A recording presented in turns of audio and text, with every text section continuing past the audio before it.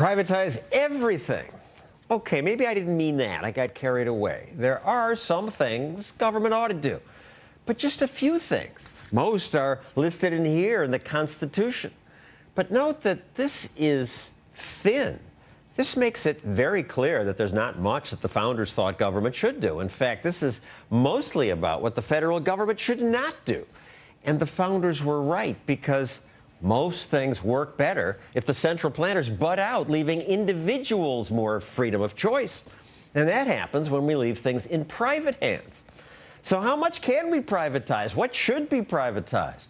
Len Gilroy studies that for the Reason Foundation. So what, for example? Things like changing the oil in vehicles, sweeping streets, trimming trees, things like that, where many cities are paying public employees lavish salaries and benefits to perform functions that you could easily compete out to the private sector and get better bids. But why do you get better bids in the private sector? Why can't the government employees do it cheaper, better?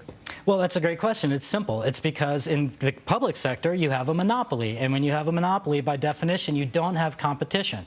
Absent competition, you don't have any pressure on prices. So when you actually go to a competitive bidding system and you have the private sector competing to provide services for you, what you tend to do is drive down costs and improve service quality. And that's what we find, that when you do this process right, that's the outcomes that you're going to get. Lower cost, better quality. You published this privatization report. You say Washington State privatized its state-run liquor monopoly.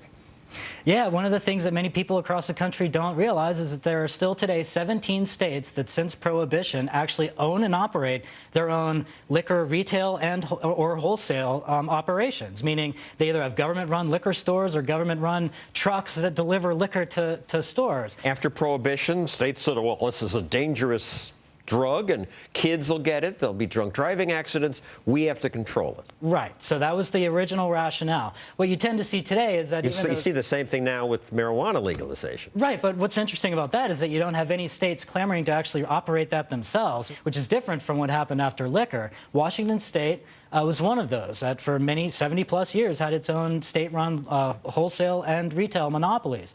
Voters voted a couple years ago to dismantle that.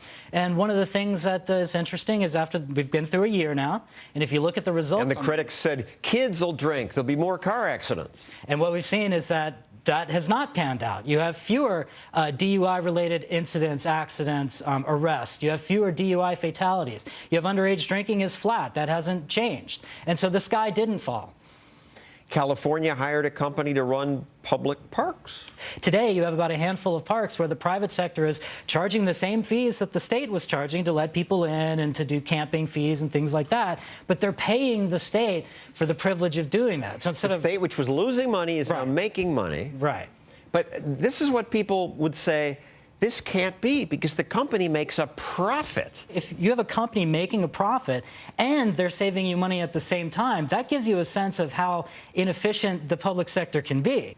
In Chicago, a Democratic mayor, Rahm Emanuel, lowered recycling costs by causing competition between government workers and private workers. Explain. You allow the public employees and the private sector to actually compete against each other. And so in Chicago, Mayor Emanuel broke up the city into different zones, and he kept the public sector in some of them, and he bid out the recycling in some other parts. So you actually had a real-world competitive test case. And what happens is, again, competition, just by bringing in the private sector, the public employees realized that they were going to have to step up their game because all of a sudden there's encroachment into their turf, so to speak. And what happened?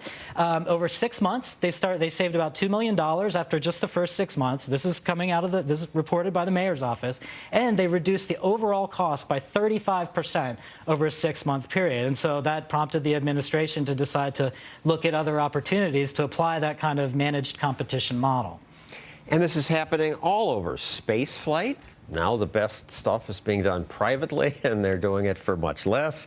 Paving streets, graffiti removal by cities. Louisiana privatized public hospitals. They're still in the transition phase of that, but what they've already found is that they're getting improved patient outcomes, reduced emergency room waits. Really? The private operators aren't killing people with neglect?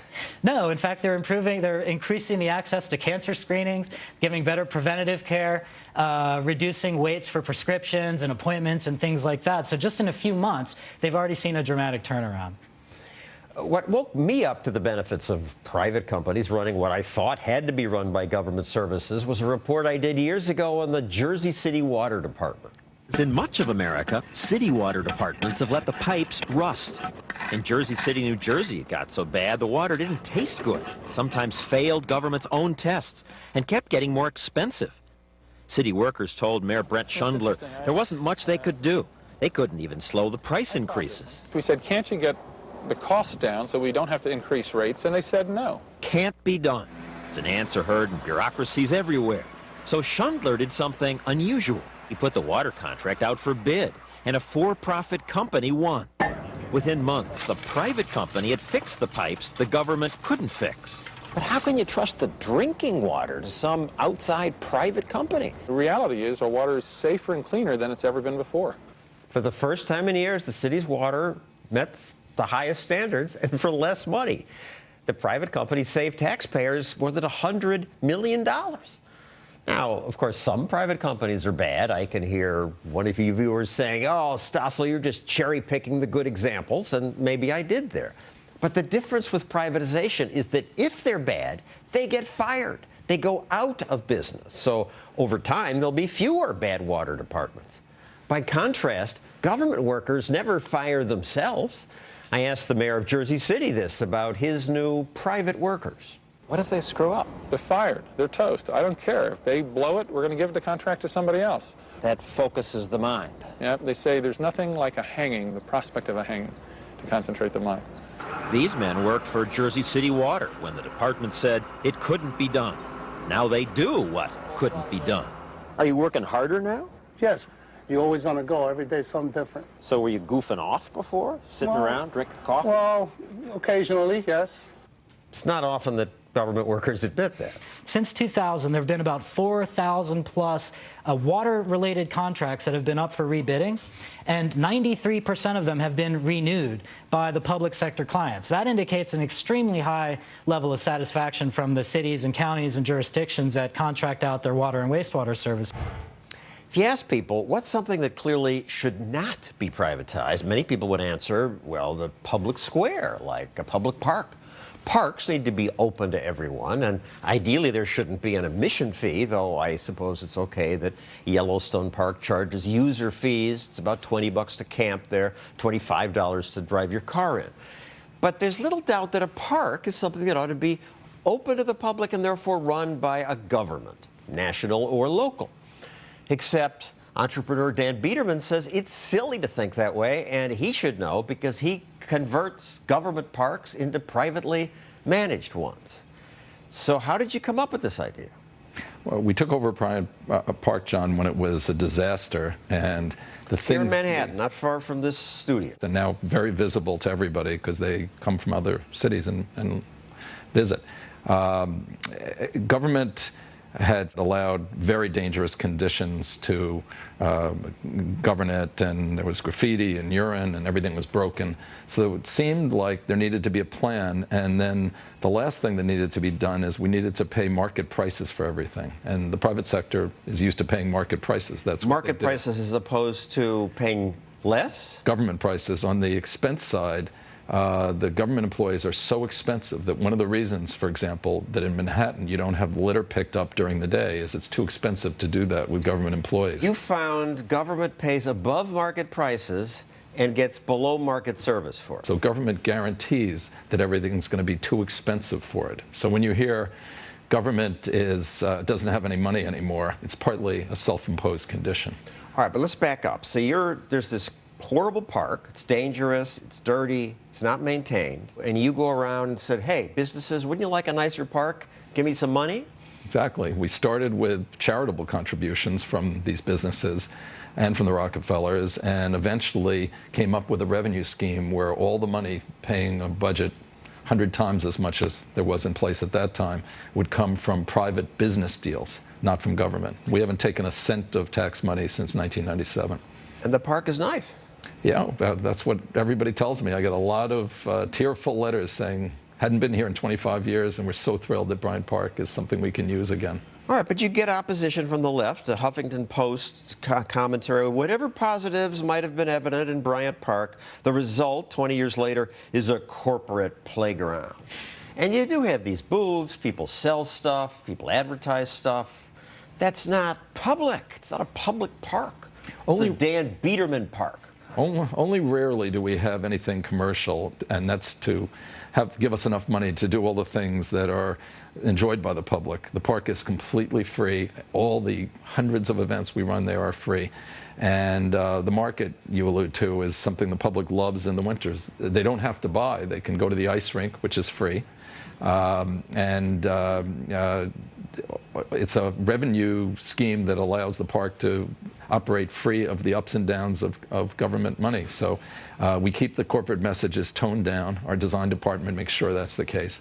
So there aren't big billboards saying... But you have to do that. It's just the price you have to pay. A little bit. Google sponsored the Wi-Fi, so we gave them 8.5 by 11 porcelain signs in 4 places in the park saying, you want Wi-Fi? Google paid for it. Now that you have this great success with Bryant Park, even the city is trying to get other people to partially privatize some other parks, and this was called a fascist corporate takeover. There's a kind of cartoonish view of private financing of parks that I think is hurting the park department's efforts to do the right things in Washington Square. People just hate this idea. It's money. There are sections of the country, large sections, where this is a very popular idea. Here we had to struggle with a political environment, but we did a park in Dallas where I started into my routine about why it should be privatized, and they cut me off and said, we already decided this before you got in the room. Don't have to persuade us. We're the choir. You did Pittsburgh. Yes. And you planned a park in Newark. You're still working in Boston. The Dallas park goes over what used to be a highway. Yeah, this is a beauty. It's incredibly popular. And as with Bryant Park, by the way, this idea of corporate playground, whatever, the average income in Bryant Park, we've done surveys, about $55,000 a year. So this is hardly a playground for executives. Same thing in Dallas. What else should be privatized? Mass transit, first thing. I always laugh. 100 smart people have said to me over the last 10 years, well, of course, mass transit can never break even. It's hopeless. So I always say it can't break even under government rules, because if you're going to pay 3 times the market price for wages, and you're not going to collect from things other than taxes and the fare box. Wait, so they pay 3 times the market price for wages? I heard from a little bird that Metro North's flagmen are in the 140 range straight salary, and they're conductors. So the public doesn't know this, but part of the problem with mass transit not operating at a balance is that the wages and benefits are so high when run by the public. And people don't know that the trains, the subways, were built mostly by private companies who made a profit at first until government took it. Privatization just sounds bad to people. Okay, not you, but you're not normal. You're economically educated. You watch this show. But regular people believe that if something's privately run, it's selfish. It favors rich people, excludes the poor and the weak. And it has to cost more because the private operator takes a profit, and their profit must be our loss. Whereas if government runs it, we're all in this together, sharing the good stuff. That just makes sense to many people. But it's wrong. Let's look at just one town that privatized most of its services. These workers fixing streets and picking up trash in Sandy Springs, Georgia, gee, aren't they working fast? These workers work for a private company, and they get more work done in less time. We have fewer employees than the city to the north of us, and we have exactly the same population. The mayor, it's just a coincidence that she looks like Margaret Thatcher, was delighted to discover that private companies do a better job for less money. Of course, they want profit.